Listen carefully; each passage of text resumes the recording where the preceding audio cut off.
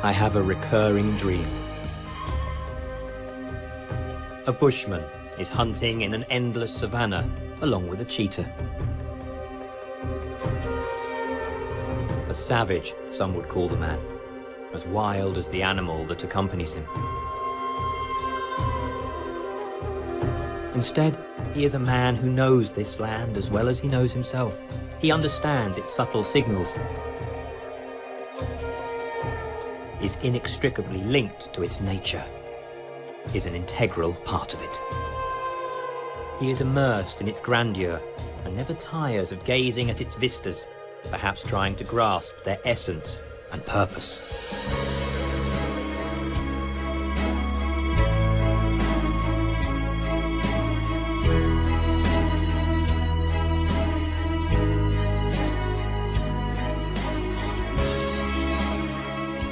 There is no need to consult Freud to interpret my dream. It is obvious that subconsciously I want to be like this man. To be able to embrace and perceive the immensity of the African landscape. To learn its secrets. To understand what it is that makes it different. Or perhaps simply to return to the cradle from which we were all born all those years ago.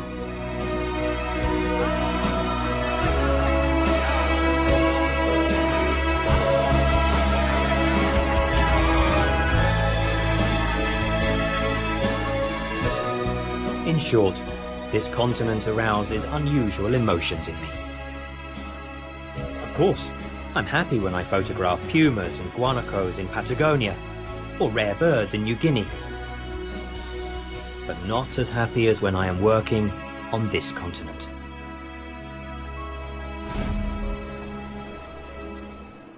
The man in my dream doesn't need a computer, let alone a book, to identify a species.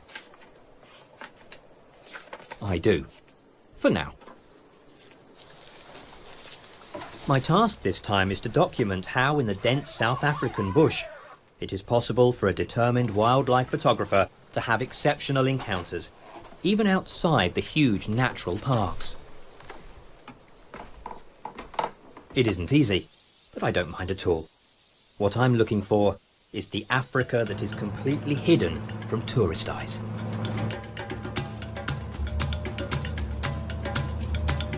I rely on a guide I know well, a man of experience who has already accompanied me on other trips in the area, an alter ego of the African in my dream.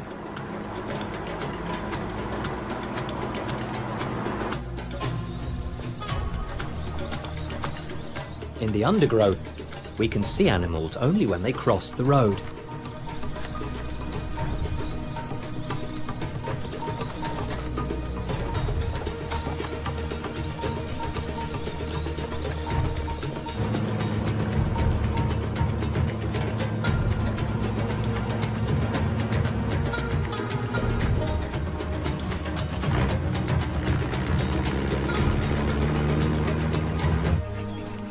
It would be better to continue on foot and try another approach. But we have to be very careful. In this dense thicket, even large animals can blend in very well.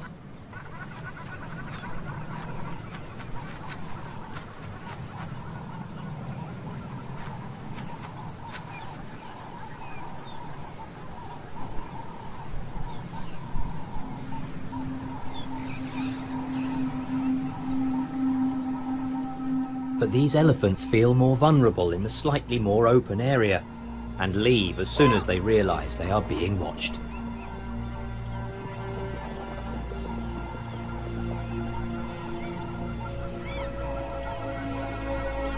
A little further on lies the remains of something that cannot run away, the carcass of a rhinoceros brought down by poachers.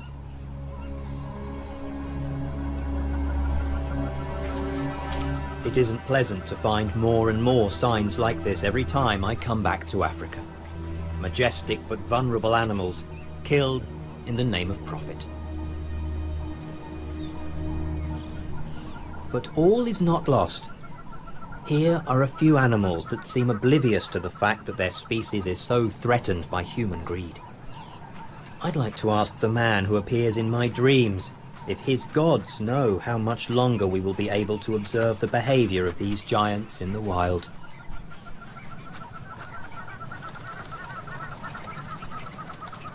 These are black rhinos, those most at risk of extinction.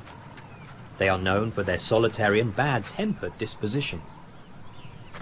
I'm amazed to see them apparently so affectionate with each other, despite their reputation.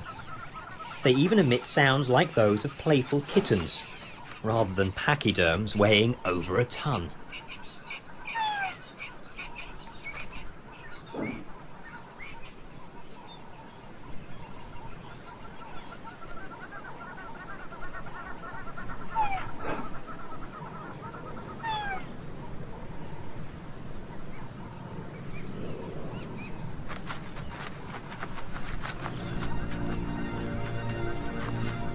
Another one emerges from the forest.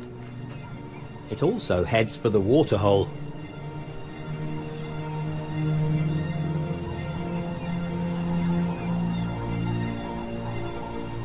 The situation could become tense.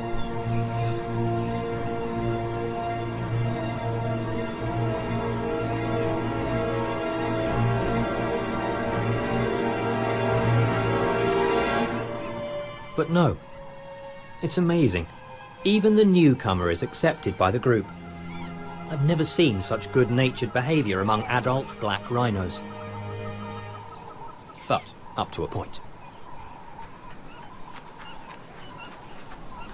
The group disperses, and each one goes on its way, alone, by the book.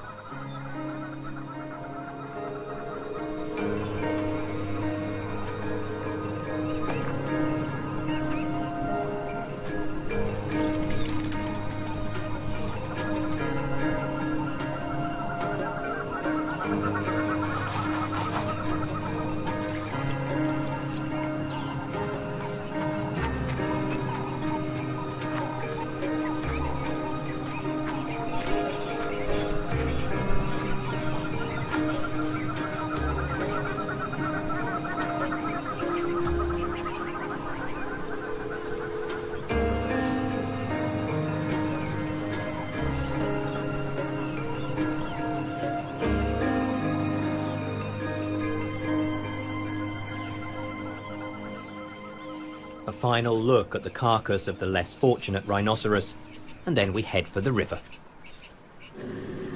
To get there, we have to cross a deep gorge.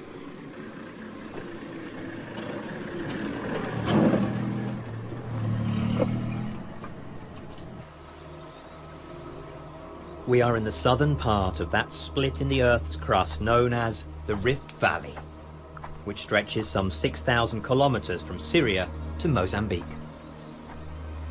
Here the continent, driven by slow but inexorable tectonic forces, is breaking in two. One day there will be a sea in this gorge separating two coasts. But it is not something that need worry me now. It will take millions and millions of years. It is here in the Rift Valley that the remains of our ancestors have been found. Here was born the species that unites the man in my dream and me. Perhaps my DNA retains an imprint of this origin. Is that why I feel Africa so intensely?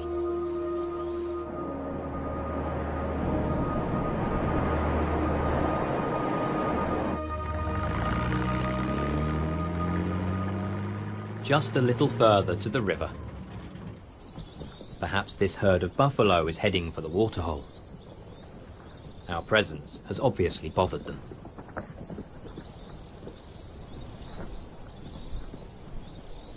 Here is a clear indication of the proximity of the water. Finally, the river. A few more meters to position ourselves better so I can photograph my subjects without disturbing them.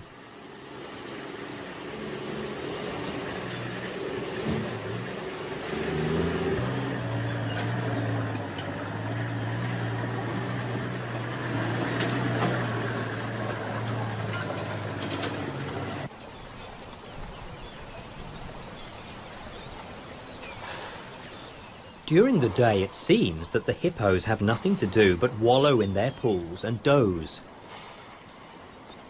In fact, they have a very busy social life. They continuously interact to establish hierarchies and dominance, providing good opportunities for my photographic portraits.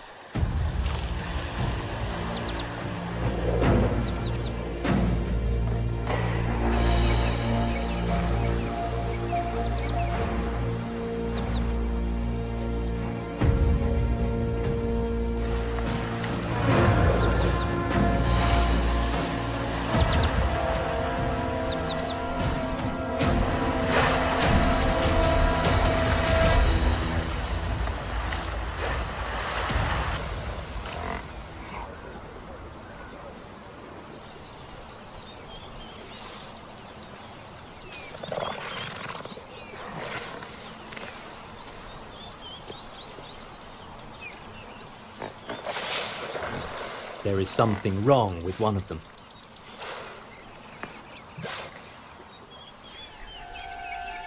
A steel noose that has made a deep gash in its neck. It's clearly a gift from unscrupulous poachers. We're leaving, sadly certain that that hippo won't have long to live. Now we have to ford the river to reach an area frequented by a group of baboons. But between the monkeys and us are some disturbing presences.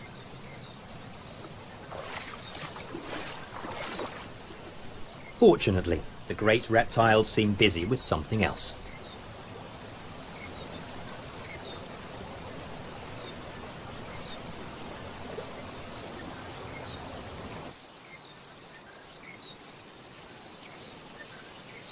A group of guinea fowl accompany us as we approach the baboons. Sometimes these monkeys add protein to their largely vegetarian diet, occasionally catching small mammals or birds. But in this case, they seem to chase the guinea fowl more for fun than anything else.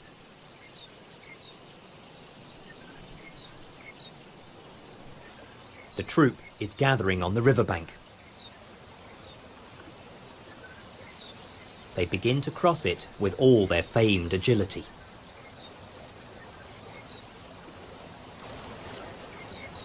Some individuals seem more cautious. Are they afraid of crocodiles, or don't they like water?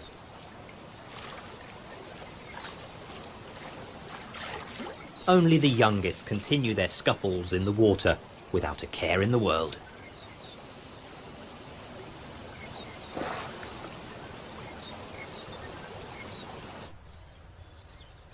Vervets observe the ford from the safety of trees. Now that their larger, more numerous cousins have moved away, they can go down to the riverbed.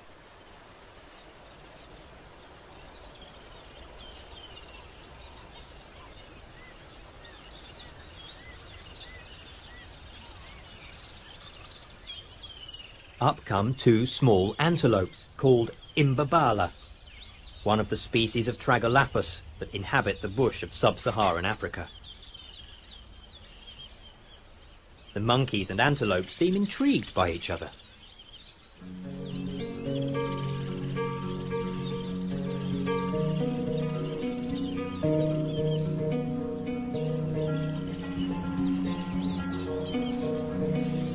Incredibly, they begin to play with each other. They are like children who speak different languages, but when it comes to playing, understand each other perfectly.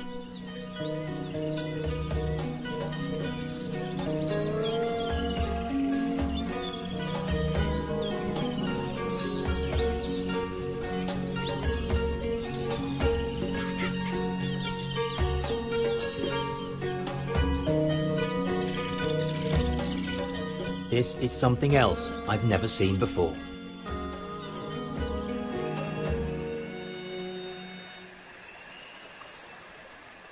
But it would be hard to miss that bright spot amongst the green. A fish eagle is hunting.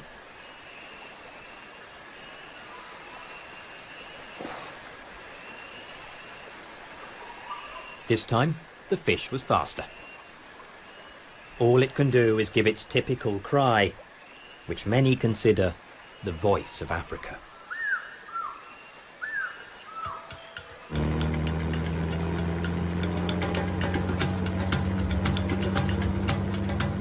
Looking for other subjects. Zebras can also run away and blend into the bush, but the giraffe has nowhere to hide.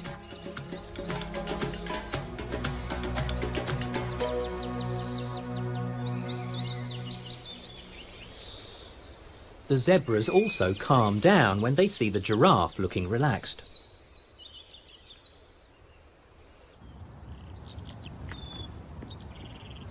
I try to imitate it. I walk slowly.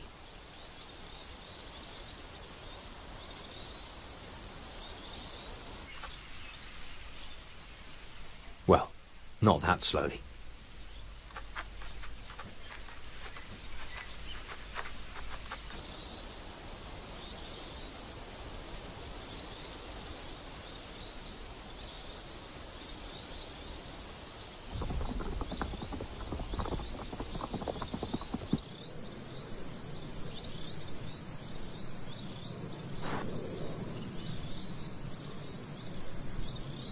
The heat and drought have already claimed some victims.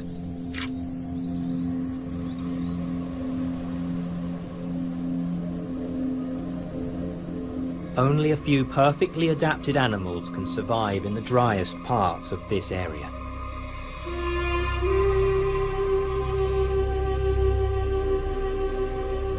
These species, such as the oryx, depend on what little moisture the plants they eat can absorb from the mists of condensed water vapor.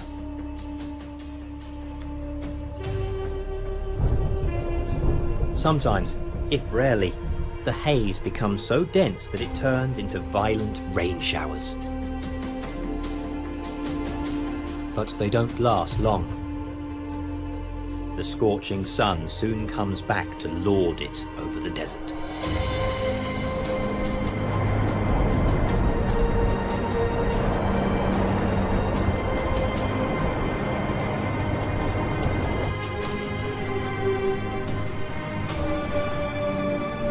Now, we are in Namibia. The beauty of this fascinating landscape disguises the difficulties that the plants and animals face in their daily struggle to survive.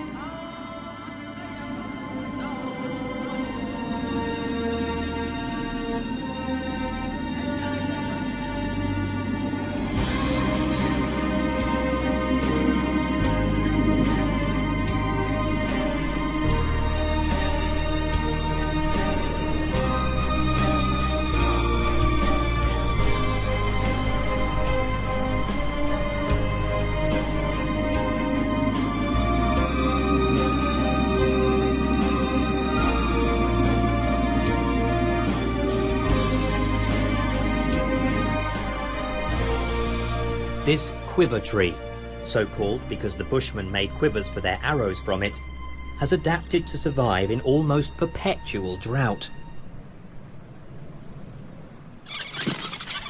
In its branches and those of other rare trees with long trunks, sociable weavers build their huge communal nests. Here it is not difficult for these gregarious birds to find blades of dry grass with which to build their cities.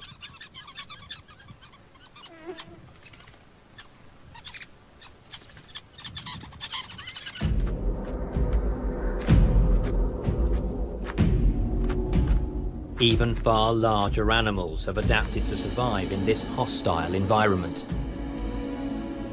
The elephants in the deserts of Namibia are smaller than those that live in more lush lands.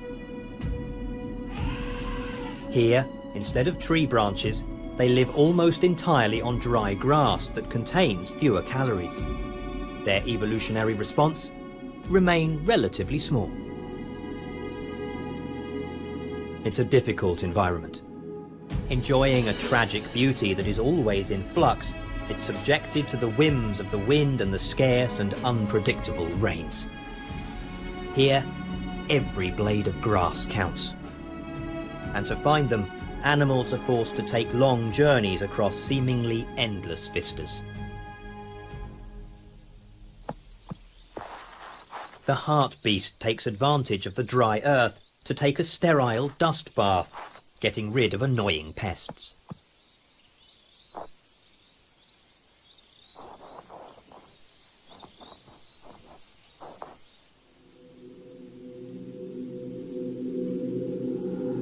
As in all natural environments, there are those who are at the top of the food chain.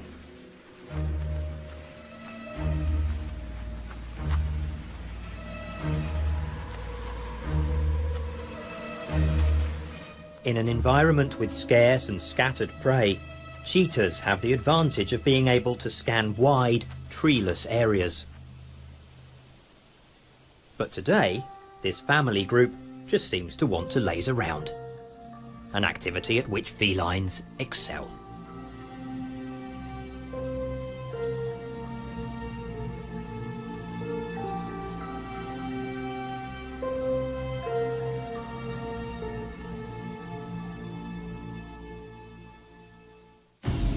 Although it rarely rains, the desert is almost never completely free of water. Trees indicate the presence of an underground aquifer. The rare but violent rains form ephemeral rivers, whose courses, now invisible, we can guess by the arrangement of the trees. But the desert always contains surprises. Between two rocky slopes of arid mountains, a gorge has formed that is able to conserve water. Here, the vegetation is lush. In some areas of the valley, the water rises constantly and creates permanent pools. This one, with its crystal clear waters thanks to the filtering action of the sand, is even host to many small fish that got here, who knows how. But in most of this area, there is no trace of water, and it is just the wind that constantly shapes the landscape.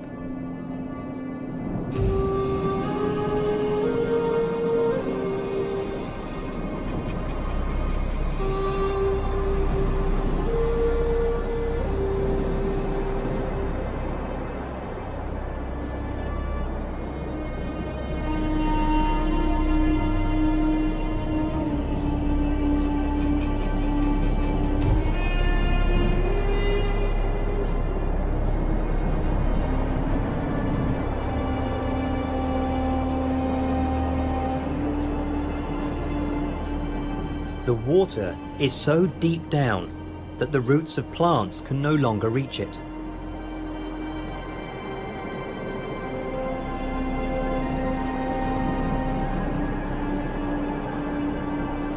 But all it takes is a depression in the ground, and the trees manage to reach the underground water.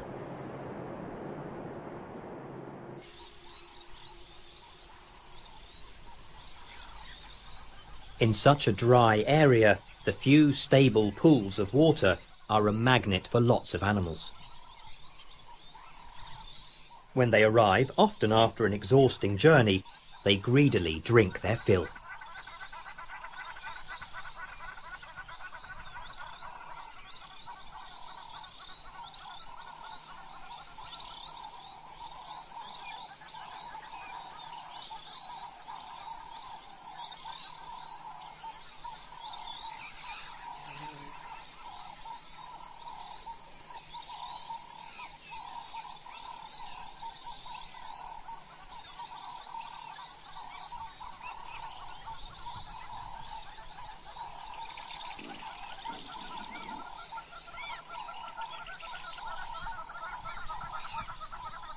For the giraffes, it is a little more complicated.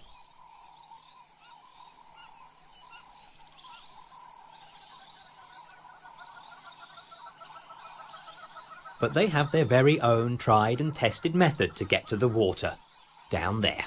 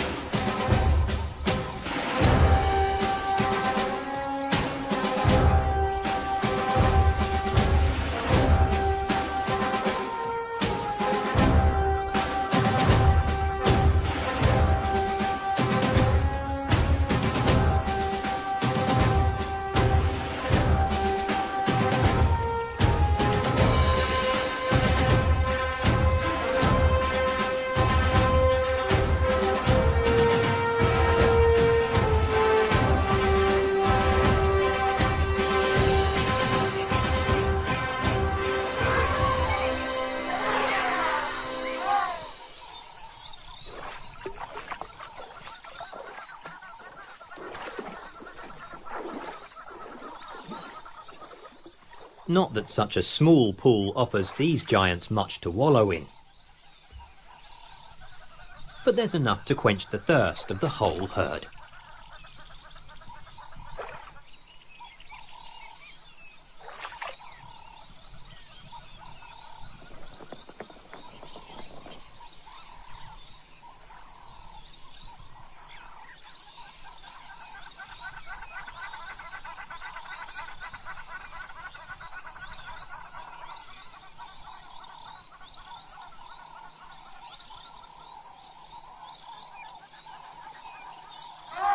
The elephants resent the presence of intruders when they are in a pool. But their sheer bulk and a certain amount of arrogance are enough to scare off everyone, no matter how thirsty they are. What's more, they can always resort to the use of water cannons to disperse the crowd.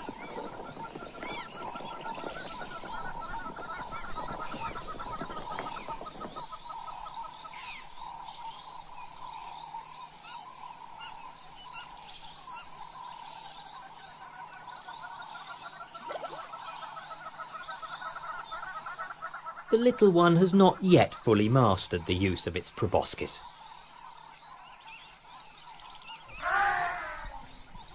Its mother tries to keep it away from a potentially dangerous situation.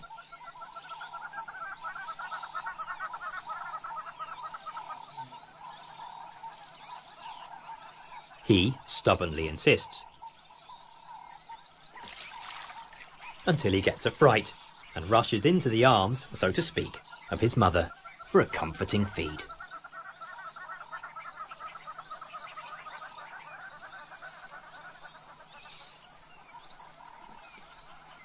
Although they have quenched their thirst, the herd has no intention of leaving the pool.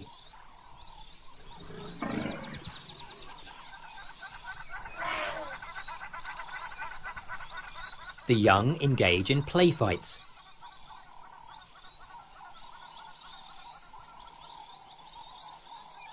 The littlest continue to practice using their trunks, or roll in the dust.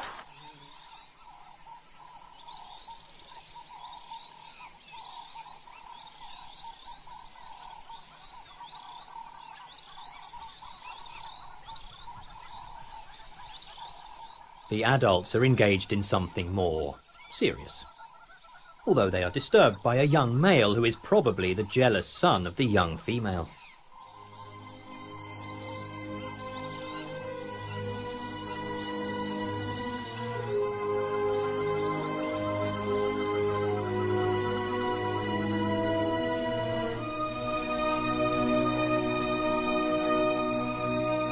It's time to go and explore another area.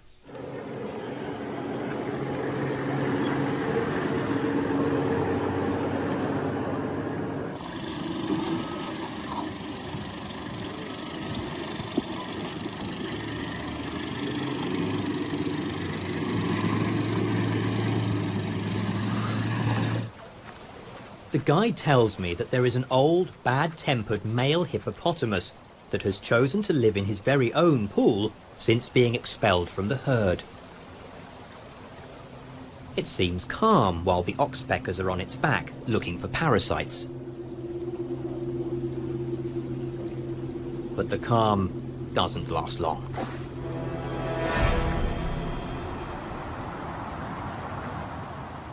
He seems bothered by our presence. We'd better go. Quickly. We were probably not quite careful enough. We both know very well that hippos are a major cause of human deaths in Africa, and an exiled male is especially dangerous.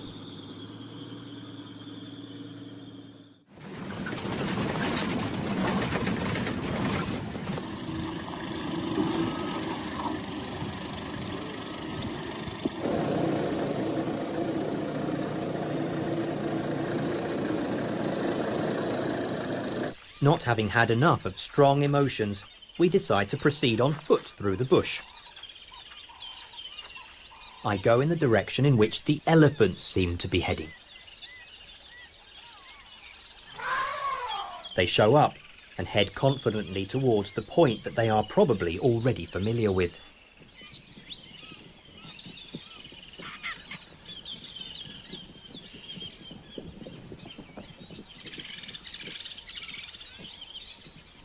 But the waterhole has dried up, and all they can do is throw a little mud over themselves to create a protective layer against parasites and the heat.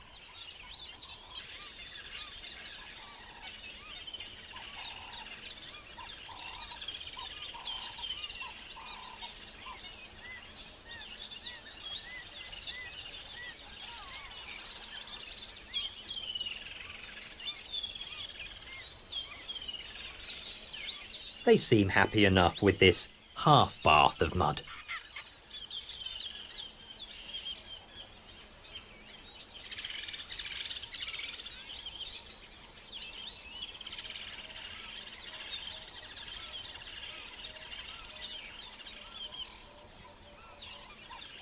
This large, more experienced male has sniffed out a better pool.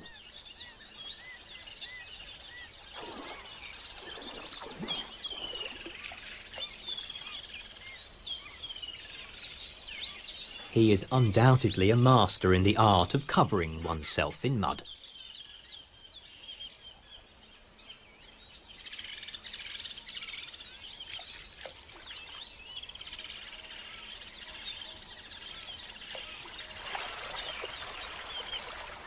But only when they find a pool suitable for their size can elephants fully express their happiness.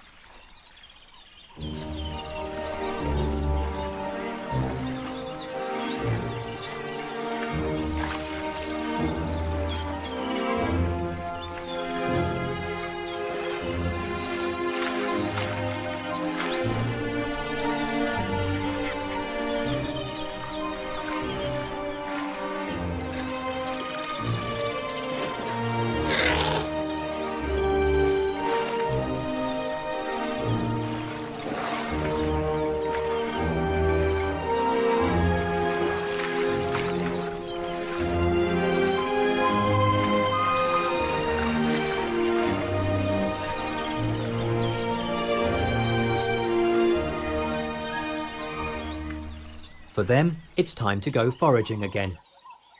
For me, it's time to look for other subjects.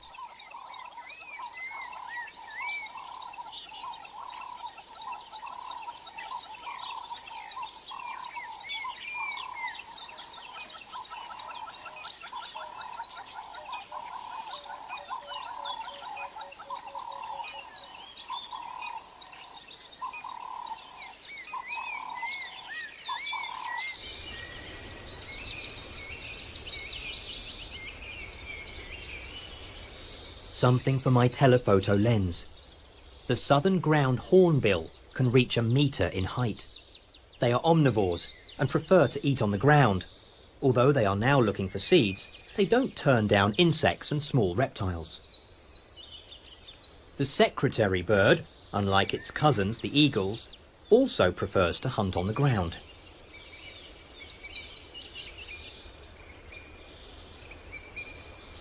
It carefully scrutinizes the terrain in search of its favorite prey, snakes. But large insects can also end up beneath its fast-moving claws.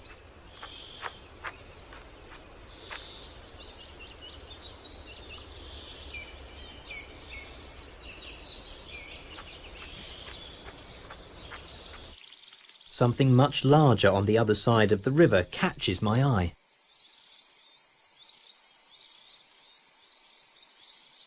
Two elephants come out of the bush and pose freely for my lens.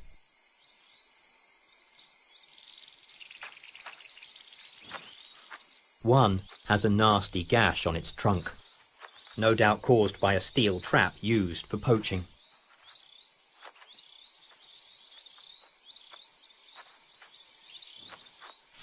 However, the wound does not seem to have affected its ability to use the versatile organ. Why does the wind have to change direction just now? They seem to have scented me and take flight.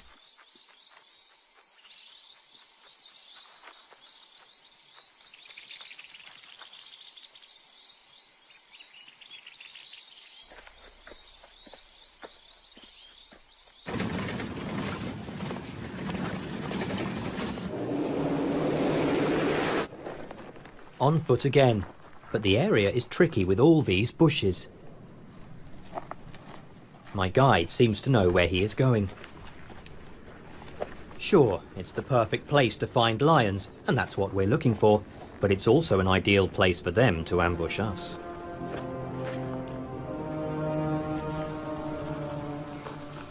He has spotted something.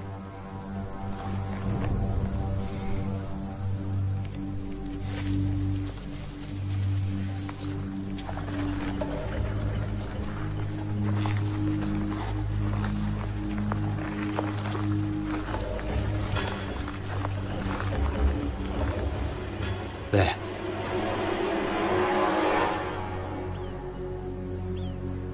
A leopard. I do not mind at all. The leopard is a very elusive animal.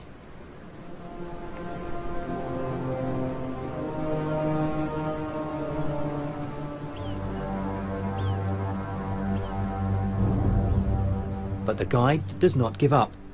He is determined to at least find me a lion. In fact,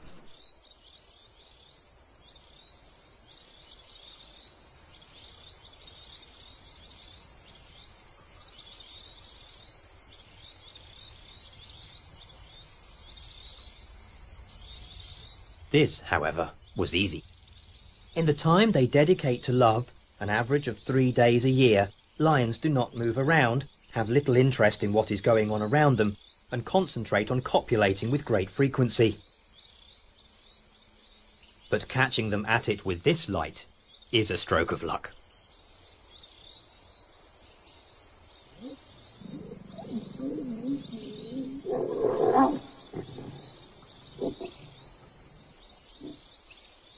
Once the act is over, the female makes it clear that she is not interested in cuddling.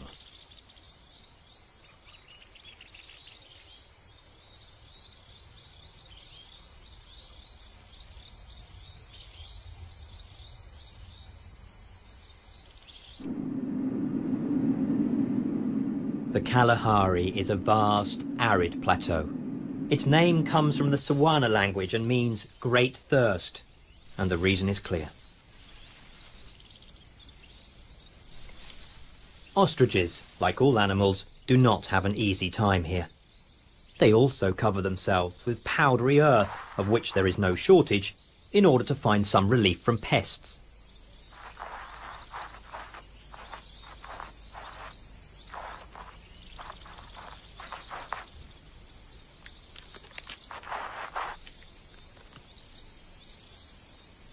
Males must keep their distance from each other. The dominant male makes it clear which space he considers his, and the subordinate male can only bow his head. Literally. As soon as the intrusive ostriches move away, the meerkats decide that it's time to come out of the den. But cautiously. Especially when you're with the family.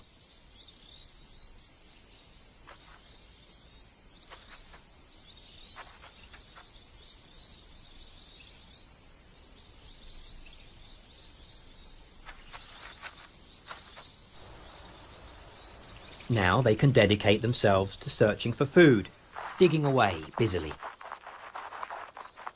But not without posting a guard on the highest bush. When the guard sounds the alarm, everyone takes cover.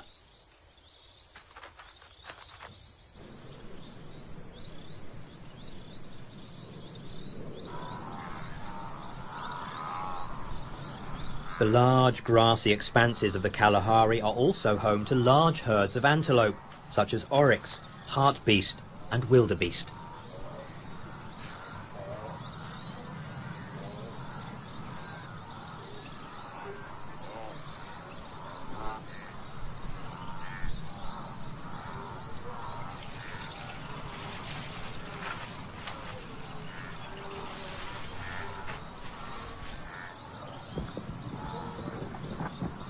But by far the largest herds are those of the springboks.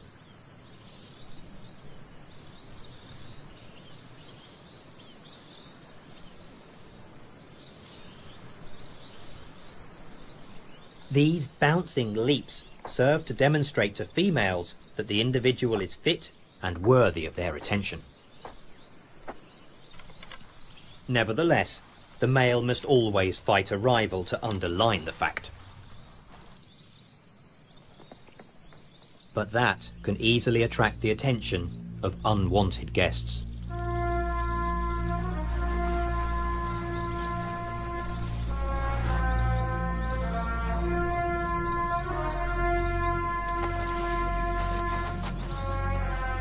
This pair of cheetahs also invite their young to accompany them on the hunt.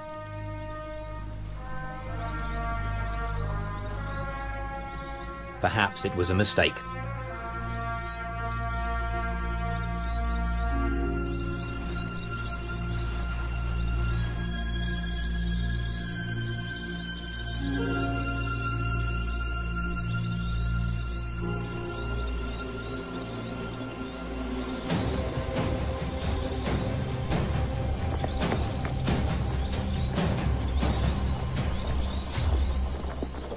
The youngsters do not yet know how to properly conceal themselves, are spotted, and ruin the hunt.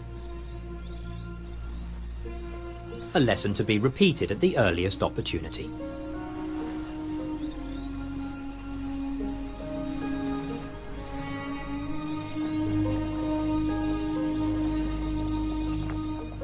But the gazelles are not always so lucky.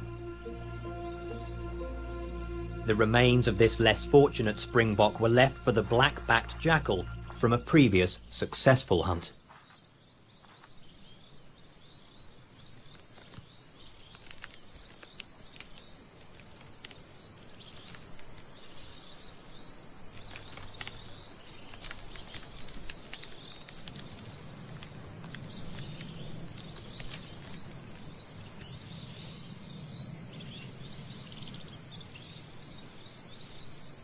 Water is also a scarce resource in the Kalahari. Namakwa sand grouses are perhaps the creatures that fly the furthest to find it. They come in flocks to pools whose coordinates they have learnt at some point in their lives.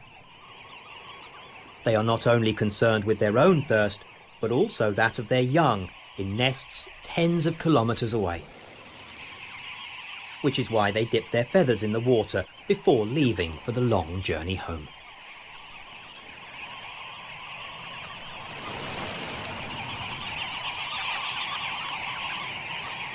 This oryx seems puzzled by the confusion that the sand grouses create with their comings and goings.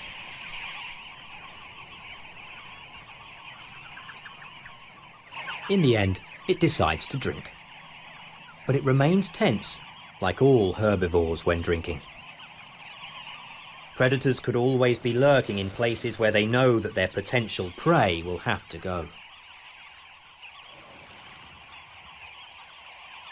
The noise and bustle of dozens of birds coming and going make it stop drinking twice. Perhaps the flock seems like a single, menacing, flying being. It has had enough of this chaos.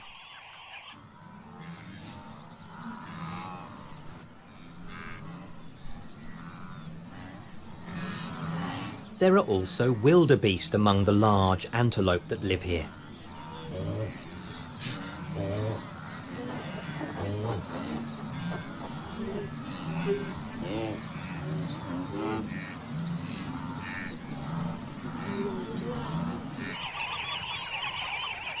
Despite their thirst, they are also hesitant to approach the waterhole. The birds seem to behave like little fish that gather in a ball when threatened by predators. Huddled all together, they look like a much larger organism. Eventually, thirst gets the better of fear, but not for long.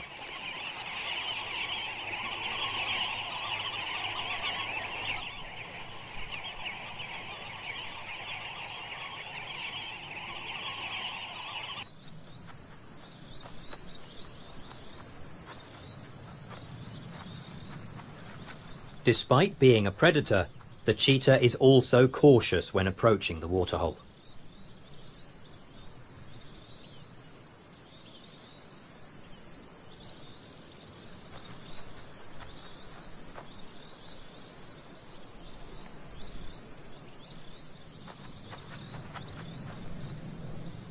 When it finally decides to drink, it remains alert and attentive.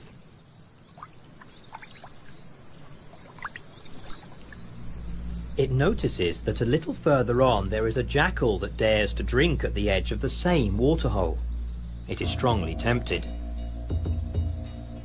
The mother joins the offspring and decides to teach this cheeky interloper a lesson. It is probably the same daring animal that was feeding on the leftovers of their prey.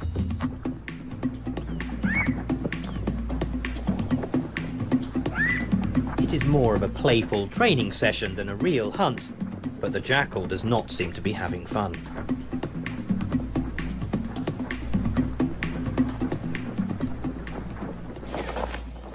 Another day in the bush is coming to an end. It has allowed me to observe animals such as rhinos and elephants in the wild, but also many more little things that my eyes, veiled by nostalgia for Africa, find equally charming.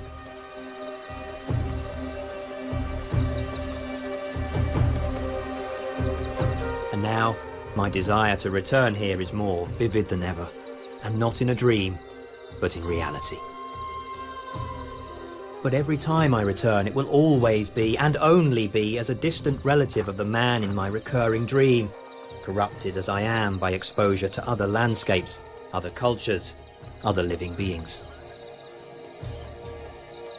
I can't help touching this large termite mound, perhaps to feel physically closer to the cradle of humanity. But no matter how much I try, I know that I could never be like the man in the dream.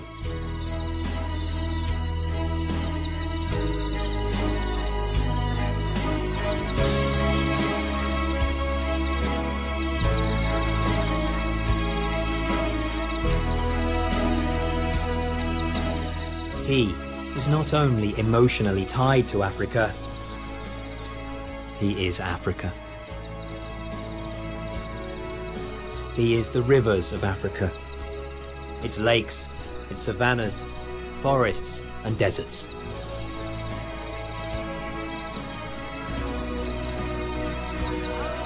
This trip has brought me once more to this continent and perhaps sharpened my sweet longing. But it doesn't matter. My nostalgia for Africa is the only pain I have no desire to cure.